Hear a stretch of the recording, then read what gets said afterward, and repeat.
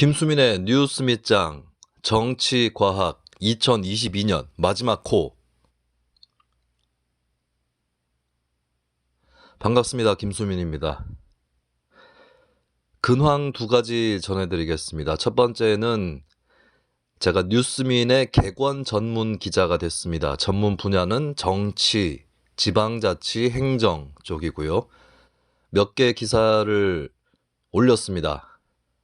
우리 방송에서 단독 보도했었던 경기도 법인카드 유용의 배땡땡씨의 정체에 대해서 총무과 별정직 명단에 없었다라고 하는 단독 보도를 텍스트 기사로 뉴스민에 올렸고요.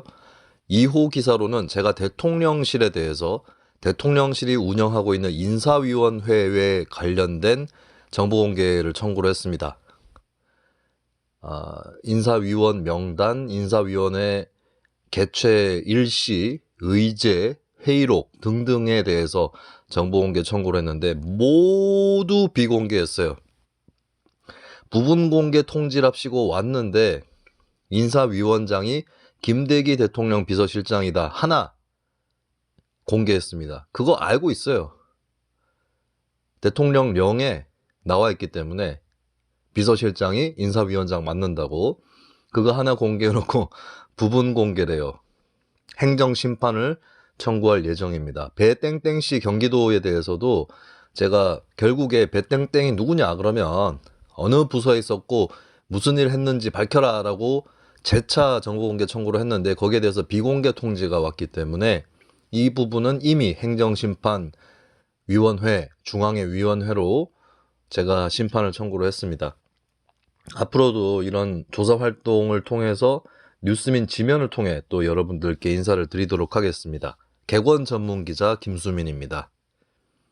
두 번째 근황은 제 방송을 좀 자주 듣고 싶다라고 하시는 분들은 유튜브 채널인 정치와 수다를 방문을 하시면 되겠습니다. 정치와 수다는 일주일에 3회 실시간 방송을 하고 그 방송을 또 쪼개서 클립으로 올리고 있는데 화요일, 수요일, 목요일에 방송을 하고 있고 화요일은 국민의힘의 김재섭 위원장, 당협위원장이 출연을 합니다. 게스트와 함께. 수요일은 저 혼자 합니다. 저 혼자 하는 정치상담소. 그리고 목요일은 백성문 변호사하고 저하고 같이 하는 정치와 수다. 이렇게 3일을 하는데 아시겠죠? 네, 진보의 김수민, 보수의 김재섭 이렇게 섭외가 된 셈이고 제가 TV조선 뉴스트라다무스에서 하차를 했잖아요. 제가 윤석열 정부를 비판을 해봤자 뭐 제목이라든지 이런 것으로 소화가 안 되고 있고 심지어는 제가 비판을 했는데 제목 때문에 제가 쉴드 친 것처럼 오해받는 사태까지 벌어지면서 하차를 했습니다. 그렇다면은 정치와 수다에 출연하는 이유는 뭘까요? 그렇게 안 된다는 보장을 받았기 때문입니다. 제가 하고 싶은 얘기하고 그리고 채널 자체에서 뭐 어디를 지지하고 이런 것이 정체성이 아니다 라고 하는 그런 약조를 받았기 때문에 출연을 하고 있고 그렇습니다. 그러니까 무슨 정체성 이따위 얘기하지 말고 정치와 수다의 정체성이라고 하면 민주당이나 국민의힘 진영 쪽의 유튜브 절대 다수의 특징들 아시죠? 그런 유튜브 방송 하지 않겠다는 겁니다. 정치 그 자체에 대해서 잘 알 수 있는 방송을 해야 가치가 있다. 조회수가 얼마나 나오든 간에 그런 취지로 하고 있으니까요. 그러면 뉴스 밑장하고 정치와 수다의 차이는 뭐냐? 멤버에서 차이가 나는 거죠. 정치와 수다는 좌우 목소리가 어느 정도 다 들어가 있는 채널이고 뉴스 밑장은 진보 매체라고 할 수 있는 뉴스민의 공식 팟캐스트 겸 유튜브입니다. 다만 뉴스민에 대해서 잘 아시는 분들은 아시겠지만 뉴스민은 뭐 어떤 목소리를 배척하거나 쉽게 그렇게 하지는 않아 왔습니다. 대구 경북 지역에 있고 보수 시민들과 오랫동안 또 많이 겪어보면서 살아왔기 때문에 뭐 단순한 관용 뭐 이런 건 아니고요. 기준이 있죠. 뭐 대구 경북 주민들은 이상하게 세뇌가 돼서 그렇다 이따위의 설들을 거부합니다. 진보가 필요하다면 그런 것으로는 진보가 안 되고요. 지역 내발적이고 내재적인 관점을 갖고 지역사회 진보를 이끈다라고 하는 것이 뉴스민의 특징이고 노선입니다. 자, 본격적으로 방송 들어갑니다. 올해는 대선과 지방선거가 다 있었어요. 작년에 있었던 게 아니라 올해 있었습니다. 그리고 대선 지선이 끝나고 나서도 계속해서 돌파해서 달리는 정치를 우리가 경험을 했는데요. 자, 소강 상태라는 건 없었습니다. 대선 때의 기운이 그대로 진행이 되면서 또한 윤석열 정부의 지지율은 급락을 해서 최근에 좀 반등을 하고 있다고는 하나 높지 않은 상태로 계속 가고 있습니다. 작년 이맘때였던 것 같은데 어떤 언론사 사람들을 만났어요.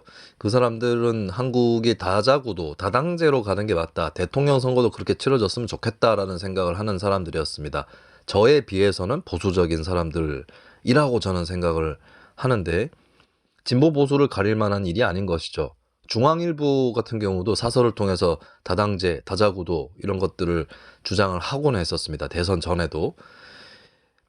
근데 그때 한 관계자분이 저한테 해준 얘기는 한쪽으로 좀 기울어져야 다자구도도 열린다. 이런 말씀을 하셨어요. 그 말이 틀렸던 것은 아닌 게 역대 대선에서 다자구도를 보면 팽팽한 구도였던 적은 별로 없었습니다. 92년 대통령 선거 같은 경우는 김영삼 후보가 유리했기 때문에 정주영 후보가 또 따로 나왔고 좀 예외가 97년 대선이긴 합니다. 97년 대선은 김대중, 이회창 후보가 40대 40 팽팽하게 나왔는데 이인재 후보가 20% 정도 나오는 그런 대선이라서 좀 예외긴 한데 나머지들을 보면 2007년 대선은 이명박 후보의 강세였기 때문에 이회창 후보가 또 따로 나왔었고요. 2017년 대선은 문재인 후보의 강세였기 때문에 또 안철수 후보가 또 따로 나왔습니다. 그러니까 한쪽으로 기울어졌을 때 팽팽하지 않을 때 여유를 갖고 제3세력이 15% 이상의 득표를 하는 건 맞습니다. 그런 의미에서 지난 대선 때도 이재명, 윤석열 둘 중에 한쪽으로 기울어져야 제3세력이 나올 수 있지 않을까라고 했는데 틀린 말은 아니었어요. 두 사람이 팽팽하게 결국에는 끝을 봤죠. 그리고 2012년 대선 다음으로 양강 구도가 가장 강한 대선으로 마무리가 됐었습니다. 근데 이미 대선 당일에 출구조사로 드러났던 부분은 출구조사에 응했던 유권자 절반이 내가 찍은 후보에 대해서 만족하지 못한다. 겨우 찍었다라고 하는 거고 이것은 무엇을 의미하느냐? 자신이 찍은 후보에 대해서 불만족이라고 하는 것은 자신이 찍지 않은 후보에 대해서는 혐오에 가깝다는 얘기예요. 그래서 한국의 정치 지형은 이미 50대 50으로 동강이 나 있었는데 근데 그 50도 하나가 아니었다. 결국에 거대 양당의 고정적 지지층이라고 했을 때는 25% 정도 수준이다라고 보는 게 맞는 것 같습니다. 그게 실제로도 드러났던 게 안철수 대 이재명 가상대결 양자구도로 붙여놓으니까 이재명이 30%가 안 나오고 그랬었어요. 그 구도는 실제로 벌어지지는 않는 구도지만 뭐 다른 사람도 아니고 대단한 무슨 링컨이라든지 이런 대단한 정치인도 아니고 안철수를 상대로 붙였는데도 이재명이 30%가 안 나온다라고 하는 것은 민주당의 고정 지지층은 30% 미만이다라는 것을 그대로 보여준 것이죠. 실제로도 여러 여론조사에서 예를 들면 조국 전 장관 관련 여론조사 2020년 4월 총선 직후에 일어났었던 여론조사에서 조국 전 장관 임명이 긍정적으로 평가할 수 있다라고 한 쪽은 20%를 간 넘었었습니다. 민주당이 대선에서 그때 총선에서 대승을 하고 난 다음에도 그런 조사가 나왔다는 거죠. 그 국민의힘 또 사정은 다르지 않다는 겁니다. 윤석열 후보 지지율 침체됐을 때 30% 미만으로 떨어졌었습니다. 본인이 국민의힘 후보가 되고 난 다음에도. 그렇다면 양쪽의 고정 지지층은 20, 30% 수준이다 라고 봐야 될 것 같아요. 그리고 그 여파는 지금까지 이어지고 있습니다. 윤석열 정부 지지율이 30% 정도로 떨어진 지 꽤 오래됐어요. 그런데도 민주당이 지지율에서 치고 올라가고 있지 못합니다. 한국갤럽에서 계속해서 오차 범위 내에서 한 달 넘게 경합을 하고 있는 상황이죠. 지금 종합적으로 봤을 때 저는 이렇게 얘기를 합니다. 제가 정치를 관전을 본격적으로 한 건 10대 중반 때부터였어요. 그리고 20살쯤부터 해서 정치 활동을 시작을 했습니다. 그리고 4개 정당에 당원을 했고 공직에 4년 있어봤고 그 다음에 정당 활동을 했고 그 다음에 시사평론을 2016년부터 했거든요. 그러니까 제가 정치를 계속 관찰을 면밀하게 한 지가 20년이 훨씬 넘어갑니다. 근데 제가 겪었던 세월에서 가장 최악의 시점이 지금이라고 분명히 말씀드릴 수 있습니다. 일단 보통은 보면 그 거대 양당이 있다고 했을 때 한쪽이 최악이고 한쪽은 그래도 나은 그런 적이 많았었어요. 특히 야당인 쪽이 나았었죠. 그리고 야당인 쪽은 정권을 한번 잃으면 그 회복하려는 노력을 합니다. 혁신 노력. 그게 진짜 노력이었는지 아니면 신용이었는지 이걸 떠나서 신용이라도 한다는 거죠. 근데 2020년 총선을 지나면서 요때는 이제 민주당이 국민의힘보다 확연히 나쁜 시기가 펼쳐지는데, 그러나 2021년에 국민의힘의 대선 승산이 올라가고 이런 가운데서 물론 민주당 이재명 후보 쪽도 사법 리스크 터졌지만 국민의힘의 윤석열 후보 쪽도 사법 리스크 터졌고 이거에 대해서 제대로 해명하고 넘어가는 적을 못 봤습니다. 그리고 민주당에 대해서 많이 비판을 할 때 나왔던 것이 일색화되어 있다. 당내 소신파의 입지가 좁다라고 하는 거였는데 국민의힘 마찬가지예요. 자, 이태원 참사 국정조사 국민 여론의 과반이 찬성했습니다. 5, 60% 정도가 찬성했어요. 그러면 국민의힘에서도 누군가 나와서 국정조사 하자고 해야 되는 거 아닙니까? 근데 만장일치로 반대하다시피 해서 주호영 원내대표가 거의 원맨쇼 해가지고 협상을 했죠. 도이치모터스 특검, SBS가 지난 추석 전에 여론조사를 했는데 국민의힘 지지층 30%가 특검 도입이 필요하다고 했습니다. 국민의힘의 국회의원이 지금 115석인가 그래요. 그 30%면 몇 석 정도 되죠? 자, 그걸 떠나서 단 한 명도 도이치모터스 특검 수용하자, 특검 수사를 통해서 털어내자라고 주장하는 의원은 없었습니다. 국민의힘 지금 민주당 뺨치는 수준이에요. 소신파 입지 좁아진 게. 민주당은 그래도 조응천, 이상민 뭐 이런 의원들이라도 있죠. 국민의힘은 국정조사나 도이치모터스 특검 관련해서 무슨 얘기를 했나요? 행안부 경찰국에서는 그것도 보니까 그 유정복 인천시장이나 원외 인사들이 뭐라고 주로 했구나. 그러니까 지금 정권은 국민의힘, 국회 다수파는 민주당 이렇게 되어 있는데 역대 한국 정치에서 거대 양당이 똑같이 나쁜 수준. 제가 지난 대선 때 똑같이 최악이라고 한번 진단을 했었는데 그보다 더 최악이 됐어요, 둘 다. 그리고 그때는 그나마 국민의힘이 야당이라 가지고 솔직히 얘기해서 조금 민주당보다 덜 했어요. 근데 정권을 줘봤죠? 어떻게 됐죠? 똑같이 됐습니다. 행정 권력을 잡고 있는 여당과 국회 다수파인 제1야당이 똑같이 최악의 수준으로 치닫고 있다. 민주당은 뭐 내가 굳이 설명 더 해야 돼요? 사법 리스크 대응 보세요, 지금. 아니, 이런 판국이 어떻게 이재명 대표가 되는 것 자체가 문제가 있는 거 아닙니까? 어차피 유력한 차기 대선 주자인데 본인이 결백을 입증을 하면 되는 것이고, 근데 뭐 당 대표가 굳이 돼가지고 당 전체를 수렁으로 끌고 있습니까? 자, 이런 판국에서 더 이상은 그대로 흘러가서는 안 된다라고 하는 결론을 다시 한번 얻을 뿐이고, 그러나 국민의힘과 민주당 양당이 모두 쇄신의 가능성이 없습니다. 제가 지난번에 정치과학 중에서 이낙연 신당, 이준석 신당 얘기를 했었죠. 자, 그런 당이 새로 생긴다 할지라도 이재명의 민주당이나 윤석열의 국민의힘과 차별성이 없습니다. 오히려 정치계를 교란시킬 뿐이에요. 그렇기 때문에 그 당의 분당이라든지 이런 거에 기대를 걸지 말고 신당을 창당해야 된다라고 하는 겁니다. 자, 선거제도가 개혁이 안 됐으니까 다당제가 안 된다. 다당제가 안 되니까 신당도 안 된다. 이런 얘기를 하는 사람들이 있어요. 신당하고 다당제는 다른 개념입니다. 신당은 오히려 기존 정당을 쓰러뜨리고 대체한다는 개념을 갖고 있는 경우는 다당제 친화적이라는 보장도 없습니다. 자, 근데 중요한 것은 선거제 개혁, 제가 오랫동안 얘기를 해왔었는데 선거제 개혁도 세력이 먼저 갖춰줘야 선거제 개혁이 되는 겁니다. 선거제 개혁이 먼저 된 다음에 양당제가 다당제로 바뀐 나라는 하나도 없습니다.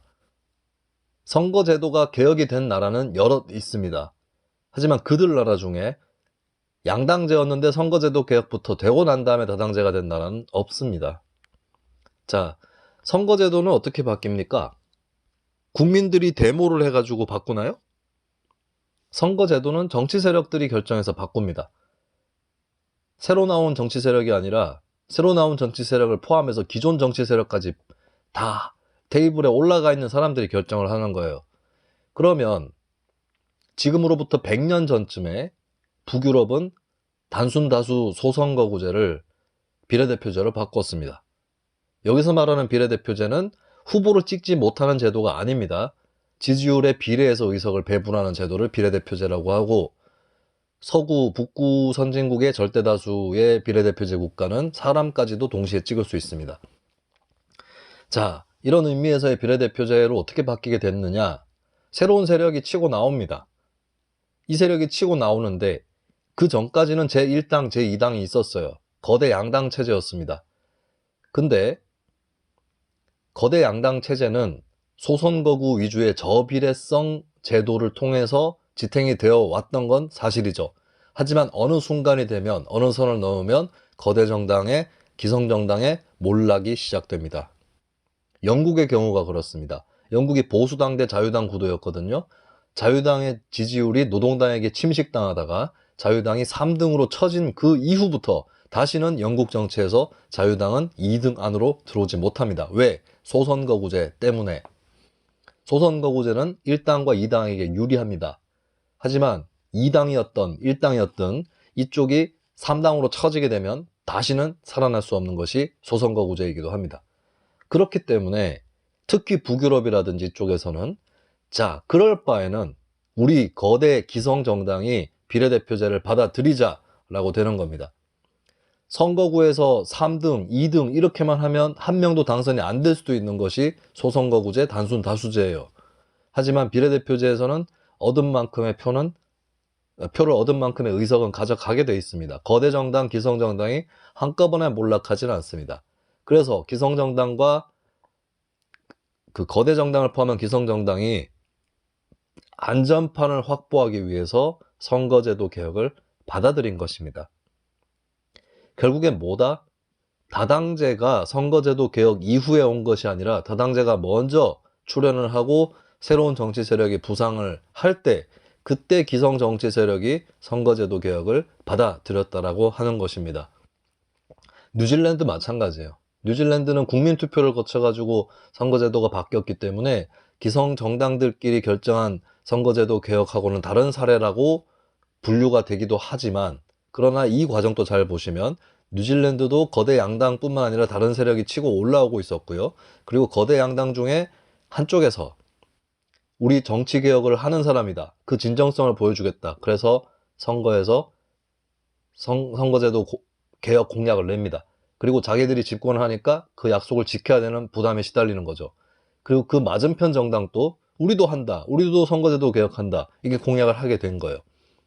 그 비슷한 과정은 한국도 어느 정도는 나타났습니다. 지난 대선 때 이재명 후보가 정말 진정성 없어 보이긴 하지만 막판에 그나마 얘기를 했죠. 선거제도 개혁하겠다.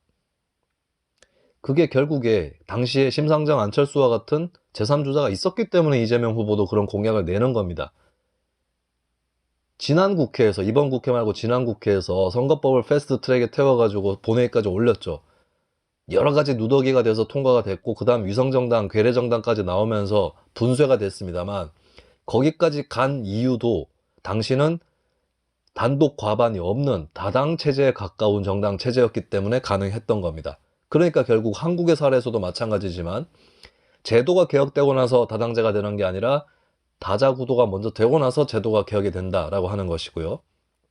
자, 그리고 떠나서 선거제도 개혁 이런 거 떠나서 끝까지 안 될 수도 있어. 100년 안에 안 될 수도 있어요. 그럼 뭐다? 기성정당을 쓰러뜨리고 질서를 바꿔야 되는 거예요. 양당제라도 똑같은 양당제가 아니라고.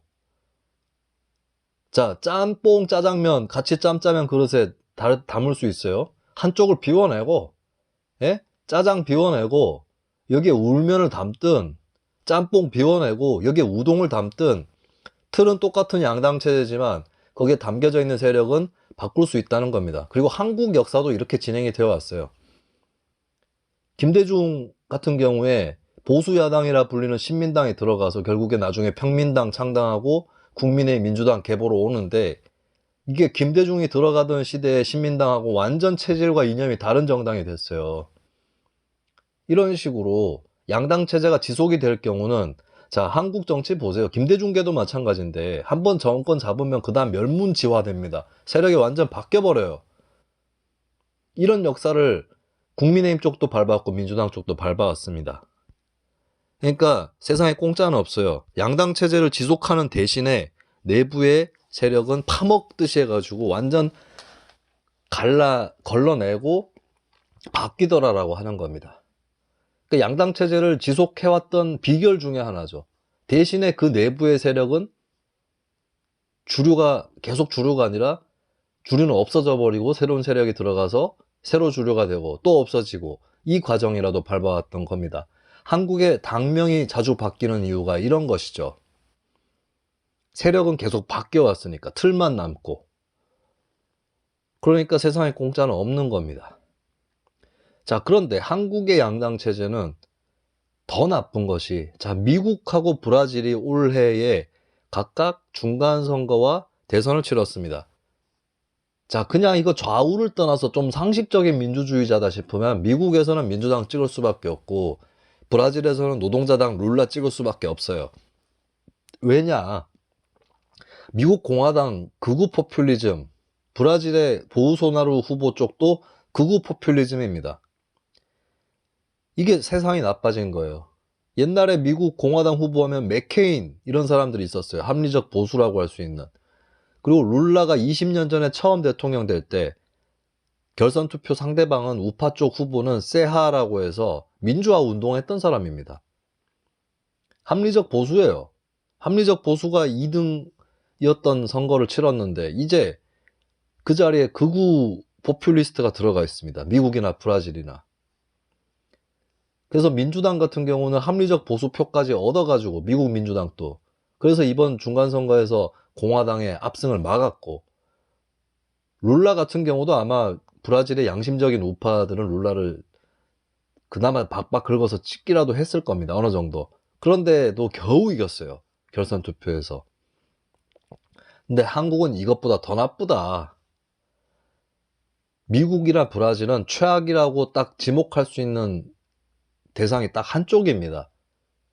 그럼 뭐 미국은 민주당 찍으면 되고 브라질 룰라 찍으면 되죠. 근데 한국은 뭐다? 한국은 바이든이나 룰라는 없고 트럼프하고 보우소나로만 있는 정치 지형입니다. 제가 지난 대선 때도 3트 시대라고 했어요. 3트 시대. 윤석열 트럼프, 이재명 트럼프, 이준석 트럼프, 3트 시대다. 정확하게는 한 2.3트 정도 되나요? 2.25트 정도?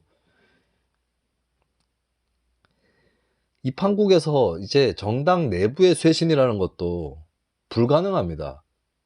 지난번에 얘기를 드렸습니다. 이준석, 이낙연이 대안이 아니기 때문에 신당을 만드는 것 대안이 아니라고 했고, 그들이 남아가지고 뭘 어떻게 바꿀지도 모르겠어요. 그리고 민주당 같은 경우에 뭐 이재명만 솎아내면은, 그쪽 패거리만 솎아내면 민주당이 김대중 노무현의 민주당으로 돌아가는 게 아닙니다. 왜냐? 문재인 정부에 대한 수사도 진행이 되고 있는데, 예를 들어서 서해 공무원 피격 사건 같은 경우는 뭐 그렇게 빨리 발표를 했대요? 그 사건의 진실을 떠나서 그렇게 후다닥 빨리 발표를 해야 되는 것인가? 그것이 인도주의인가? 탈북 공무원, 탈북 어부 북송도 마찬가지입니다. 뭐 그렇게 빨리 했는지 모르겠어요. 그게 꼭 뭐 북한에 잘 보이기 위해서라고 저는 생각하지는 않습니다. 거기까지 가려면 더 입증해야 될 것들이 있기 때문에. 그리고 이런 것, 뭐 사법적인 리스크를 떠나서 문재인 정부는 그럼 괜찮아요? 문재인까지는 괜찮고 이재명은 나쁜 거예요? 그건 마치 저는 뭐라고 표현해야 될까요? 덩샤오핑은 나쁘지만 모택동은 괜찮다 정도의 수준이라고 봐요. 천안문 항쟁 때 그때 덩샤오핑 정권이었잖아요. 학살했잖아요. 그걸 가지고 덩샤오핑이 잘못한 거지 마오쩌둥은 잘못 없다라고 얘기하는 거랑 비슷한 논리라고 봅니다. 문재인 정부 때 출발한 거 아니에요? 조국의 강부터 시작해서. 그래서 저는 굳이 선을 그으면 김대중 노무현에 하고 그다음 문재인 이재명 사이에 선을 끊는 게 맞는 거죠. 그런 의미에서 이낙연계가 무슨 대안이 될 수 있겠습니까? 문재인 정부에 대한 반성이 없을 텐데.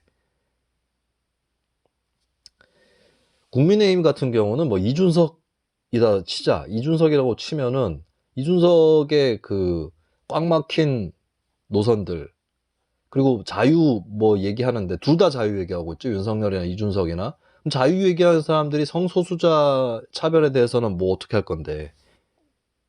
뭐가 다릅니까? 양쪽이. 윤석열은 구조적 성차별은 없다고 얘기하고 이준석은 성별 임금 격차를 부인하는 사람이고, 이번에 OECD 또 통계 나왔어요. 같은 직무 같은 직종에서도 차이 난다.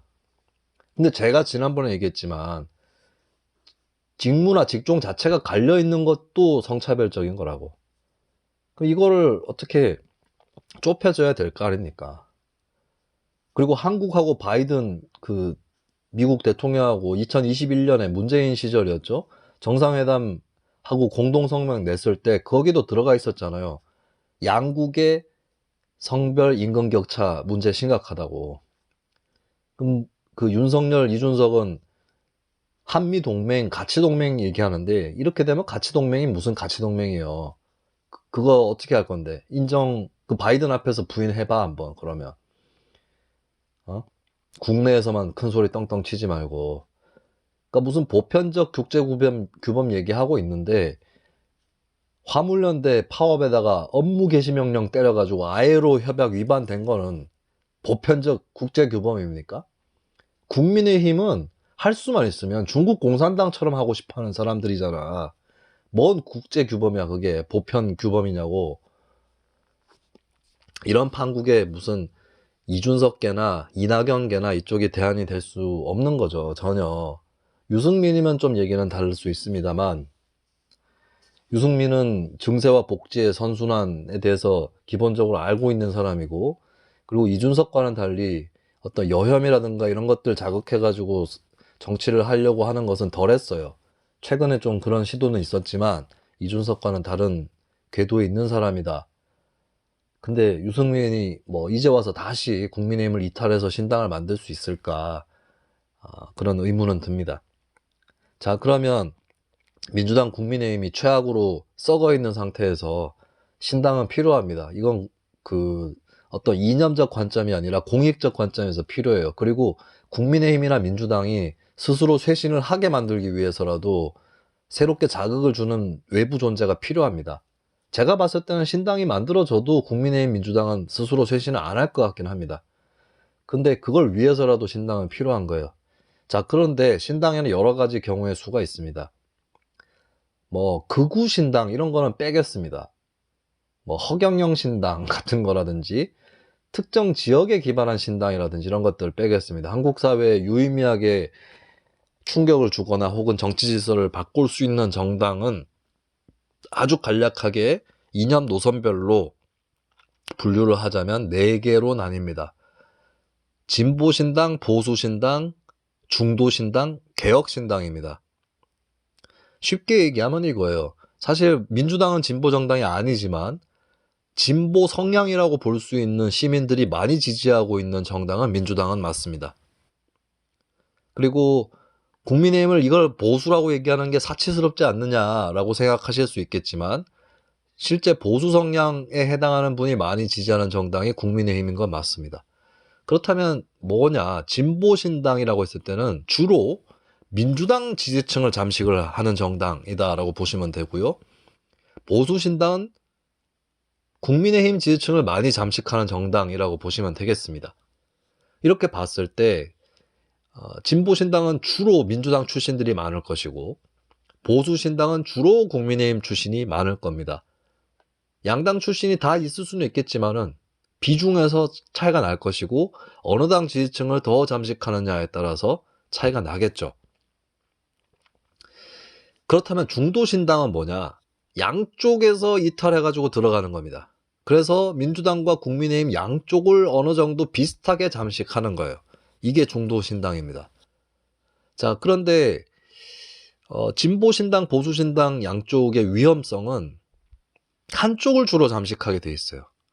그러다 보면 1등을 못할 가능성이 높습니다. 예를 들어서 지금 표밭을 국민의힘 50, 민주당 50이라고 봤을 때 진보신당 같은 경우에 민주당 표밭 중에서 한 20 정도를 잠식을 하고 국민의힘 표밭 중에서 5 정도를 잠식을 해요. 그러면 25가 나오죠. 그럼 민주당 한 30 나올 거란 말이죠. 국민의힘은 45. 그러면은 이제 양당 체제 질서는 바뀌는 게 없는 상태에서 국민의힘이 반사이득을 입게 되겠죠. 이런 경우는 부담이 될 수 있습니다. 근데 이제 진보신당의 표를 좀 더 얻어요. 얻어가지고 민주당을 3등으로 밀어냈어. 그렇다 할지라도 1등은 아니에요. 2등입니다. 이런 이치가 있는 것이고, 물론 이렇게 뒤집은 다음에 확실하게 뒤집어서 계속 굳히기에 들어가요. 그렇게 되면 민주당은 없어질 수 있습니다. 나중에. 왜? 이런 경우는 거꾸로 민주당 때문에 국민의힘이 반사이득 입었다라고 될 거기 때문이죠. 근데 그 선을 넘길 거냐 말 거냐 굉장히 압박감으로 다가오는 것이고요. 보수신당은 마찬가지로 볼 수 있죠. 보수신당은 국민의힘 지지율을 많이 깎을 겁니다. 그러면 민주당이 반사이득을 입게 되겠죠. 그리고 그 상태에서 보수신당이 3등을 해버리면 민주당에게 반사이득을 안겨다 준 원흉이 되면서 또 몰락을 하겠죠. 그럼 이제 2등을 하는 것이 최선이다 라고 하는 것인데, 자, 저는 진보신당, 보수신당 뭐 두 가지가 다 한계가 있을 수 있는 노선인데, 굳이 따지면 진보신당 쪽 가능성이 더 높다고 생각합니다. 왜냐하면 보수신당 쪽은 동력이 일단 제가 말씀드렸잖아요. 유승민 정도인데 유승민 다시 나갈 수가 없다고요. 탈당을 한 적이 없으면 모르겠어요. 유승민이 탈당을 한 적이 없으면 이번에 처음이라도 나갈 수 있는데 지난번에 했기 때문에 또 나가기 상당히 어렵습니다. 그러면 이제 국민의힘에서는 거의 동력이 없는 거죠. 탈당 동력이. 원외위원장 몇 분이 있을 수는 있겠습니다만 그나마 민주당에는 전현직 의원들이 몇 명 있어요. 이 사람들이 무슨 탈당이나 분당 생각이, 신당 생각이 있다고 보진 않지만 김혜영 전 의원이나 조홍천 의원이나 이상민 의원이나 조금 더 넓히면 박용진 의원이나 이런 사람들은 해당이 될 수 있습니다. 그래서 저는 보수신당보다는 진보신당 가능성을 높게 본다라고 하는 거고, 그 다음에 양당 지지층 간의 차이가 있는데 국민의힘 지지층은 과거에도 다당제하고 양당제 이런 걸로 어느 쪽이 더 좋다고 생각하느냐 여론조사를 하면 우리나라가 최근 한 5년, 6년 동안 한 번도 양당제가 다당제를 이긴 적이 없어요. 국민들은 다당제를 선호하는 것으로 확실하게 드러났었습니다. 여론조사 할 때마다. 그런데 각 당 지지층별로는 반응이 달랐어요. 예를 들면 정의당이나 바른미래당 이 지지층은 거의 뭐 대다수가 다당제를 선호를 했고요. 그렇다면 민주당하고 국민의힘 지지층은 어땠느냐? 국민의힘 지지층은 대부분이 양당제를 선호합니다. 뭐 8, 90% 정도 됐던 것 같은데요. 민주당 지지층은 50, 60% 정도가 다당제를 선호해요. 이건 뭘 의미하느냐? 다당제를 선호한다는 것은 내가 어떤 당을 지지를 하더라도 그 당이 맛이 갔을 때, 내 마음에 안 들 때 다른 데로 옮겨서 찍을 그 칸이 필요하다는 얘기입니다. 근데 그 부분에서 민주당 지지층이 더 물렁물렁하다는 거예요.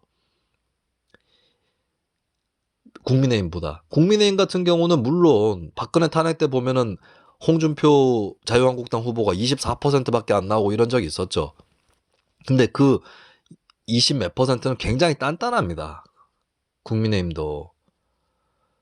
민주당 또 그만큼 단단한 게 있긴 있죠. 근데 국민의힘 같은 경우는 결국에 유권자들이 1번, 2번 쪽으로 더 휩쓸려 가는 게 강합니다. 민주당의 소극적 지지층보다 더 국민의힘의 소극적 지지층이.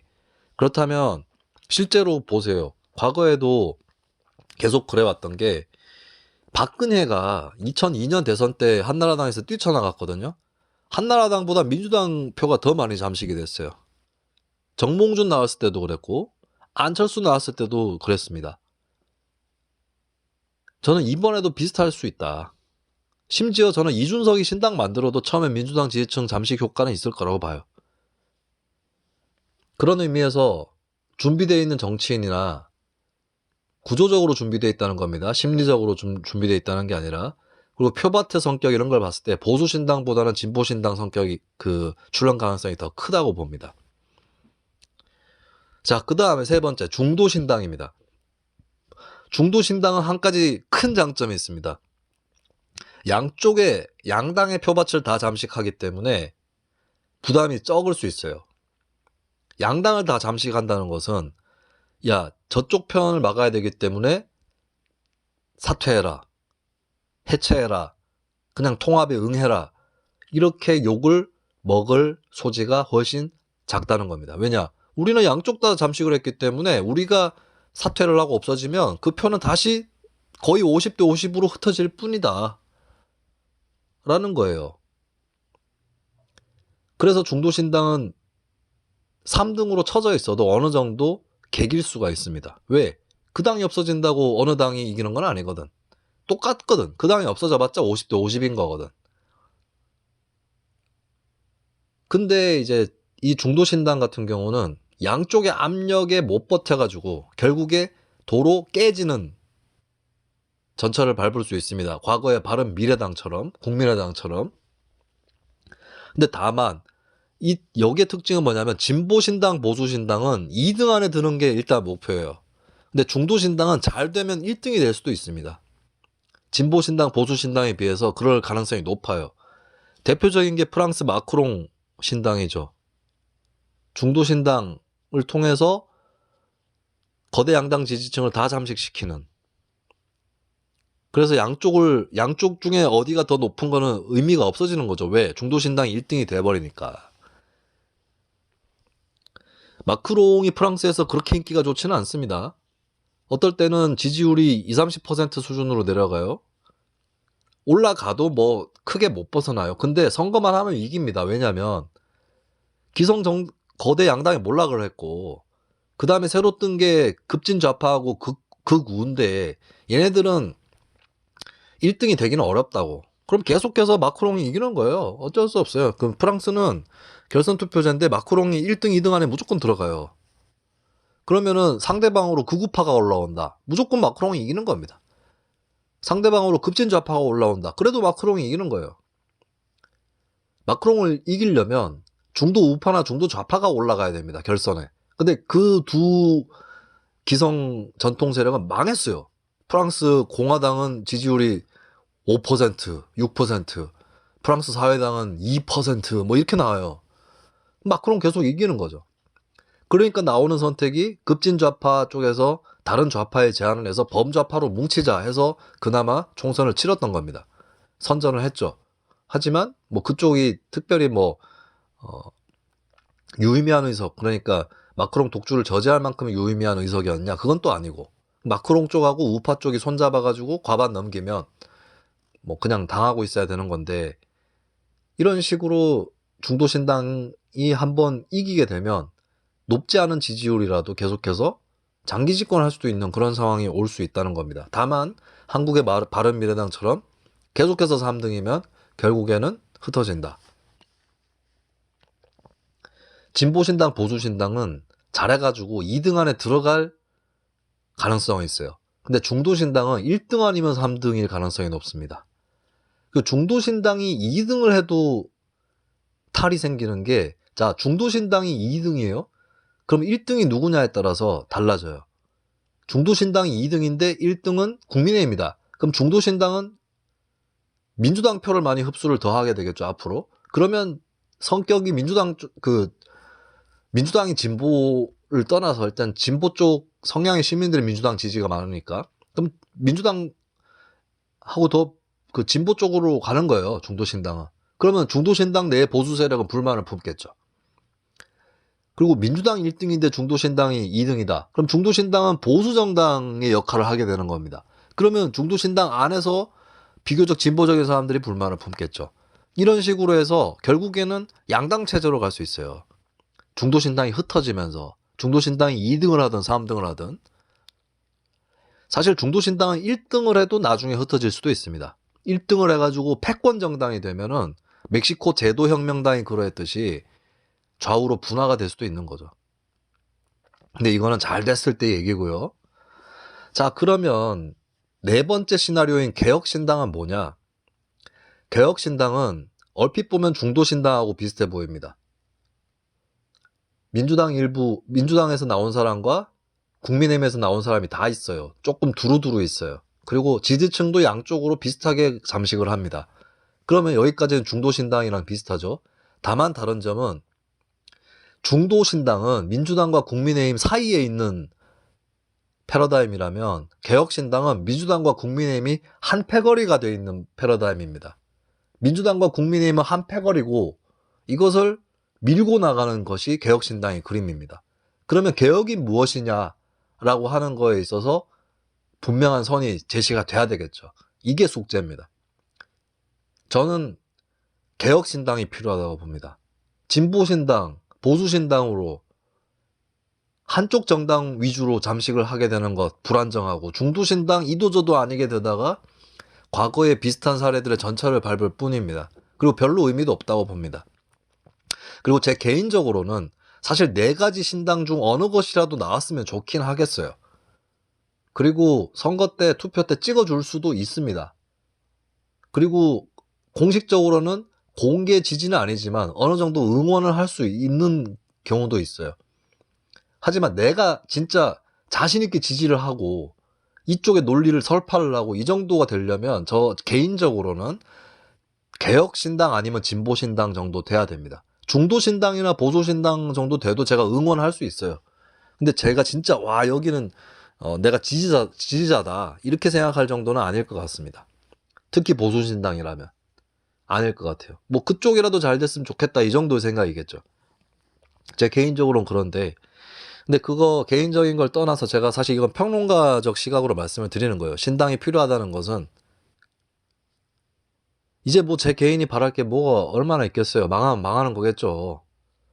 그거 제가 어떻게 가지고 살려낼 수 있는 한국 정치도 아니라고 생각을 하는데 그냥 객관적으로 살아나려면 어떻게 해야 되느냐 어떻게 해야 되느냐도 아니고 어떻게 돼야 되느냐 했을 때 신당 얘기를 하는 것이고 개혁신당 이 가장 현실적으로도 유효적절하고 한국에도 필요하다고 봅니다. 기존의 진보 보수라고 되어 있던 것을 좀 벗어나서 개혁이라고 해서 민주당과 국민의힘의 공동 코드를 치는 거예요. 사실 두 당은 경제정책이 아니라 사법 형사정책에서 가장 큰 차이를 보여왔는데 근데 그조차도 신용도 제대로 못해가지고 검수완박을 한때 합의하는 짓거리를 펼쳤습니다. 그리고 민주당이 결국에 통과시킨 검수완박 법안과 거의 흡사한 내용은 이미 국민의힘의 권성동 의원이 야당 시절에 발의를 했었습니다. 둘이 한패라는 얘기예요. 자, 이런 문제에서 답을 내놔야 됩니다. 사실 형사사법 체계가 먹고 사는 문제냐 라고 저도 많이 얘기를 했습니다만 먹고 사는 문제 들어가 있고 제가 검수완박 반대했던 것도 사회적 약자에게 불리하기 때문에 반대했었습니다. 여기서부터 치고 나가는 거죠. 예를 들면 중대범죄수사청을 만들어야 된다. 왜? 검찰 수사의 수를 줄일 필요는 있으니까. 근데 이미 줄어 있어요. 근데 인력이 없어요. 경찰 쪽에. 그러면 중대범죄수사청 만들어서 검찰 인력 분산시켜서 글로 넣는 거죠. 대신에 남아있는 검찰들한테는 직접 수사권 다 주는 겁니다. 이게 선진국형이에요. 왜냐하면 선진국에는 독일, 프랑스에는 검찰들이 다 직접 수사 권한이 있습니다. 다만 인력이 검찰이 많지 않기 때문에 어지간하면 두고 보는 거죠. 그러다가 권력형 비리 이런 거 터지면 독일의 아우디 수사라든지 이런 거 터지면 그때 검찰이 수사 통제를 하다가 직접 수사까지 들어가는 겁니다. 그럼 이 모델을 위해서는 중대범죄수사청은 만들어야 되는 거죠. 대신에 권한은 수사 통제권과 직접 수사권은 검찰에게 다 복원시킨다. 왜? 검찰 수를 줄였기 때문에. 사실 한국 검찰의 그 서구나 이쪽 검찰하고 다른 거는 권한의 문제가 아니라 수의 문제, 인력의 문제였어요.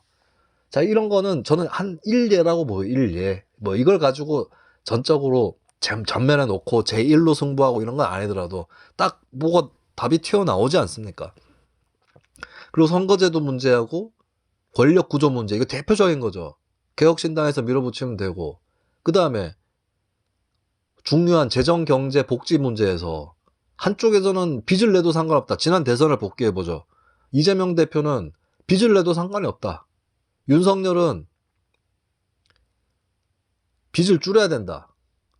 그리고 둘 다 얘기한 게 예산 구조조정이었어요.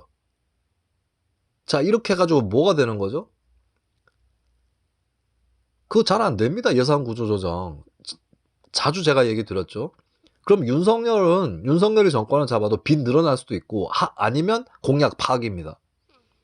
이재명이 정권 잡으면 빚 늘려가면서 복지 늘어나거나 아니면 공약 파악이에요. 뭐가 빠졌습니까? 증세가 빠졌죠. 한국의 낮은 조세 부담률.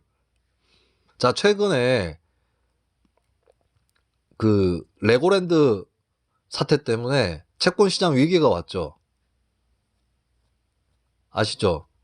자, 채권 시장 위기에 보면 한전 회사채 문제가 있습니다. 한전과 같은 데에서 내는 회사채도 응찰 액수가 기준 액수에 미달을 해요.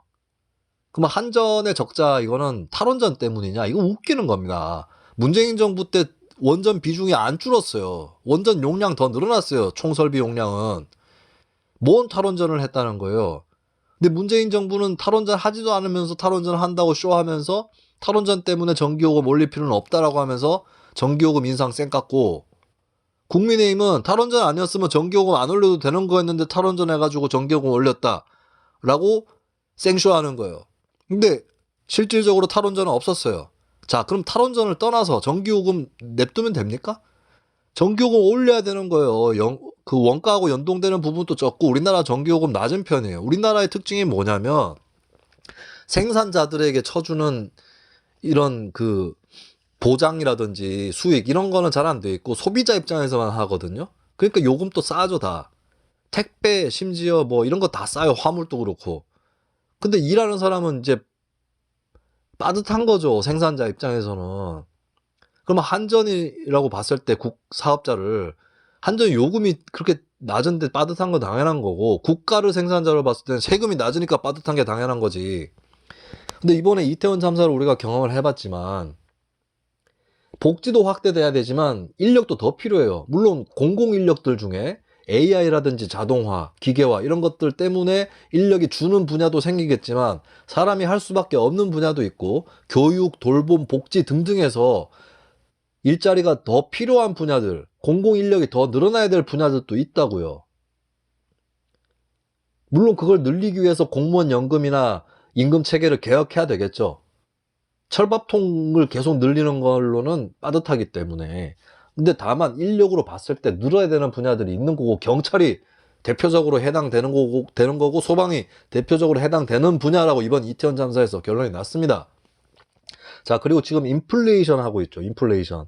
근데 인플레이션이 과거에 노동권이 확 늘어나고 복지가 확 늘어나던 20세기 중반을 거쳐서 일어난 인플레이션의 경우는 이때는 통화주의라든지 긴축 재정이라든지 이런 걸로 어느 정도 할 수 있는 여지가 있었어요. 근데 이번 인플레이션의 특징이 뭡니까?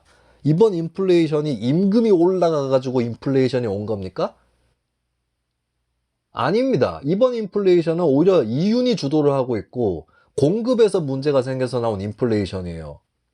그러면 이런 인플레이션에서는 금리 인상 갖고는 해법이 안 됩니다. 금리 인상을 통해서 인플레이션에 대한 기대를 갖고 있고 그것을 노리고 있는 사람들을 누기는 효과는 있을 수 있겠죠. 하지만 그것은 중장기적으로 구조적으로는 해법이 안 된다는 거예요. 그러면 자, 인플레이션의 성격은 20세기 중반 지나고 나서 왔었던 그 인플레이션이 아닙니다. 그러면 이때 뭐가 필요하느냐? 금리 인상이 아니라 증세가 필요해요. 자, 금리 인상이 갖고 있는 강점을 증세 똑같이 갖고 있습니다. 그러면서 금리 인상이 갖고 있는 단점을 또 안 갖고 있어요. 자, 이거는 경제학자 홍기빈 씨가 얼마 전에 경향신문에 11월 8일이군요. 인플레이션 대책 증세는 어떠한가라는 칼럼에서 썼는데 이 칼럼의 중심 문장은 이거예요. 이자나 세금이나 똑같은 비용이다. 자, 가격으로의 비용 전가는 금리 인상의 경우에도 마찬가지다라고 하는 거예요. 자, 금리 인상에 대한 부담은 빈부와 무관하게 늘어납니다. 하지만 조세는 이게 뭐 간접세 같은 경우는 단일 세율, 부가세 같은 경우는 단일 세율도 있고 한편으로는 소득세는 누진 세율이에요. 그러면 이게 빈부 격차를 늘린다고 볼 수는 없습니다. 조세 때문에. 그리고 금리 인상 때문에 위축이 되면은 과감한 혁신이 필요한 분야의 투자를 위축시킵니다. 하지만 증세는 산업정책을 따라서 그 지출을 할 수 있는 거죠. 혁신적 투자를 계속할 수 있는 거예요. 그러면 자, 현재 인플레이션이 노동 측의 임금 인상이 아닌 자본 측의 이윤 확대에 의해서 주도가 되고 있다. 그리고 이것은 연구소들의 연구 결과에서도 나오는 부분입니다. 그런 상황에서 금리 인상 정도가 아니라 증세라는 해법을 제시를 해야 되고, 사실 이게 뭐 하루아침에 되겠습니까? 똑똑한 사람 몇 명이 모여서 이만큼 증세하고 이만큼 지출을 어디다 쓰자라고 합의하면 끝나는 거예요? 국민들까지 동의를 해야 될 거 아닙니까? 이런 거를 하는 데 있어서 민주당과 국민의힘은 아무 짓거리도 안 합니다. 오로지 그냥 빚을 늘려도 된다, 안 된다, 뭐 이런 수준이에요. 증세는 꼭 피하고 얘기를 하니까 얘기가 다 이렇게 흘러가는 거 아니겠습니까?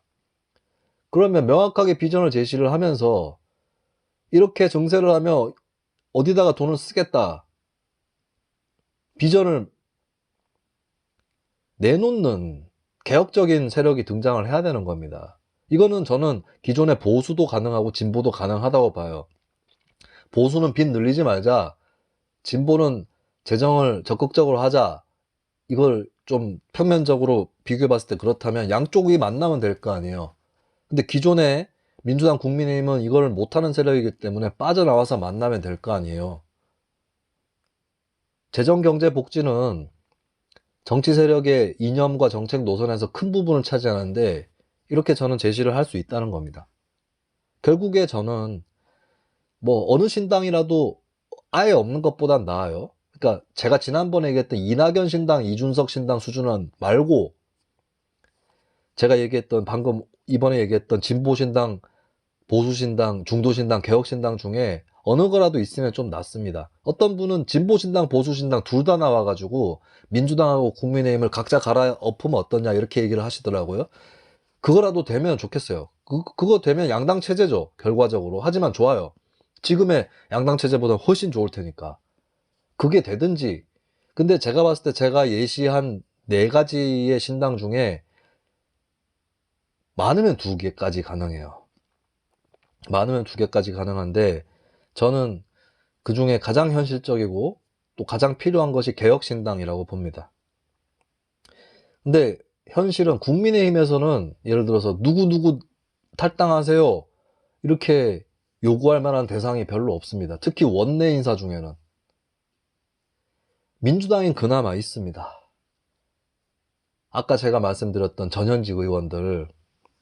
자, 저는 이재명 대표 리스크가 더 본격화되기 전에 민주당에서 탈당을 하는 사람들이 나와야 된다고 봅니다. 뭐 나중에 잡혀가고 나서 뭐 잡혀갈지는 몰라요. 근데 이재명 대표 문제는 모르는데 만약에 그런 상황이 왔을 때 그걸 다 지켜보다가 그때 뭘 할래요? 늦어요, 그러면. 그리고 이재명 대표 물러나면은 다 되는 당입니까, 민주당이? 비이재명계, 이낙연계는 대안입니까?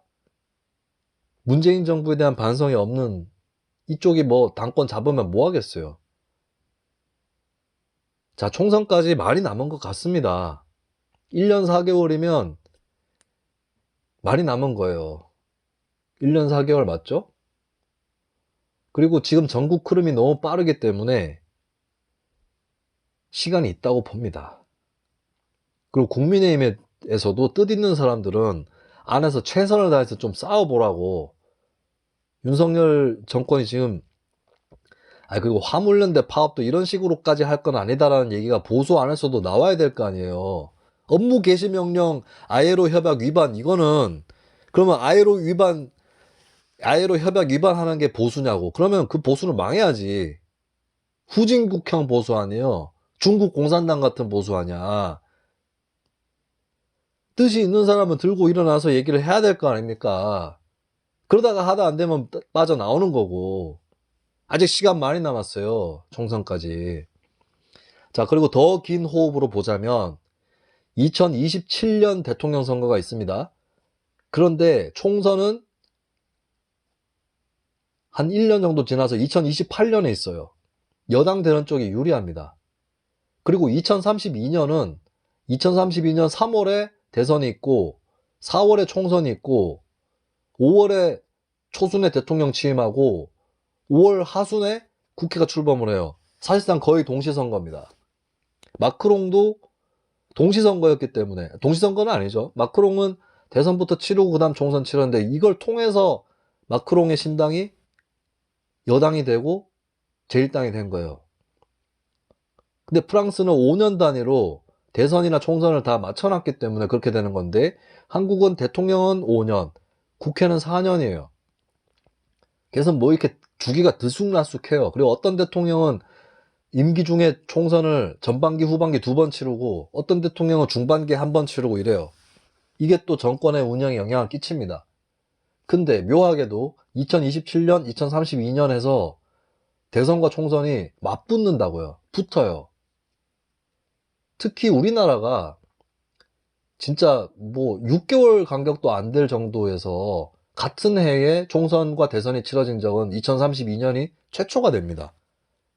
그 전까지 개헌이나 어떤 변수가 없이 현재 선거 주기가 그대로 지속이 된다면, 그렇다면 저는 새롭게 만들어진 정치 세력이 2024년 총선은 몰라도 2027년 혹은 2032년에 대권을 잡으면서 국회 다수파도 잡을 수 있는 그 구조, 그 국면, 그 시기가 오고 있다는 겁니다. 자, 언제부터 준비를 해야 될지는 저도 잘 모르겠어요. 저도 헷갈리는 거는 2024년 총선 그대로 치르면 이재명 대표가 사법 리스크를 통해서 특별하게 뭐 변화가 없이 그냥 애매한 상황에서 계속 치르게 되면 저는 2024년 총선은 박빙으로 나올 거라고 봐요. 그리고 그 사이에 또 뭔 일이 없으면 2027년 대선 또 박빙으로 나올 거라고 봐요. 근데 이 사이에 사람들이 거대 양당 체제에 질려버려가지고 제3당 신당을 간절하게 원하게 될 수 있기 때문에 조금 기다려 볼지, 아니면 미리 2024년에 그 새로운 세력의 선을 보여서 그 세력이 2024년 총선에서 원내교섭단체라도 이루게 한 다음에 2027년 대선에서 2등 안에 든다는 목표로 뛸지, 힘을 2024년 총선은 뛰고 그 다음에 힘을 비축해가지고 그 다음에 신당을 만들지, 아니면 2024년 총선 때 이미 선을 보일지, 둘 중에 어느 쪽에 나은지는 저도 잘 모르겠습니다. 하지만 분명한 건 2027년, 2032년 여기서 거대한 한국 정치의 국면 전환이 일어날 수 있다. 이걸 준비해야 된다. 이것에 대해서 명확하게 말씀을 드리겠습니다. 오늘 못다한 얘기는 신년 1월호에서 마저 하겠습니다. 그날을 위해서 몇 가지 얘기를 아껴 놓겠습니다. 연말연시 따뜻하게 행복하게 보내셨으면 하는 기도를 올리면서 저는 마무리하겠습니다. 아수라 발발타